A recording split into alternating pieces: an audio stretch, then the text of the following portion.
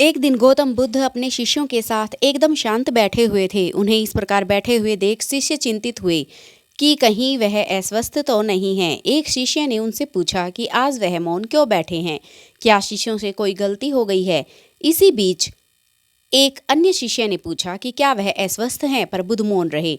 तभी कुछ दूर खड़ा व्यक्ति जोर से चिल्लाया, आज मुझे सभा में बैठने की अनुमति क्यों नहीं दी गई है। बुद्ध आंखें बंद करके ध्यान मगन हो गई। वह व्यक्ति फिर से चिल्लाया, मुझे प्रवेश की अनुमति क्यों नहीं मिली।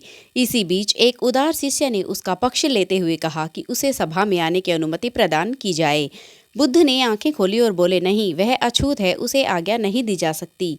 यह सुनकर शिष्यों को बड़ा आश्चर्य हुआ। बुद्ध उनके मन का भाव समझ गए और बोले, हाँ, वह अछूत है। इस पर कई शिष्य बोले, हमारे आश्रम में जात पात का कोई भेद ही नहीं, फिर वह अछूत कैसे हो गया। तब बुद्ध ने समझाया, आज वह क्रोधित होकर आया है। क्रोध से जीवन की एकाग्रता भंग होती है। क्रोधी व्यक्ति प्राय मानसिक हिंसा कर बैठता है, इसलिए जब तक वह क्रोध में रहता है तब तक अछूत होता है। इसलिए उसे कुछ समय एकांत में खड़े रहना चाहिए। क्रोधित शिष्य भी बुद्ध की बातें सुन रहा था। पश्चाताप की अग्नि में तप कर वह समझ चुका था कि अहिंसा की ही मनुष्य का महान कर्तव्य व परम धर्म है। वह बुद्ध के चरणों में गिर पड़ा और कभी क्रोध न करने का प्रण लिया।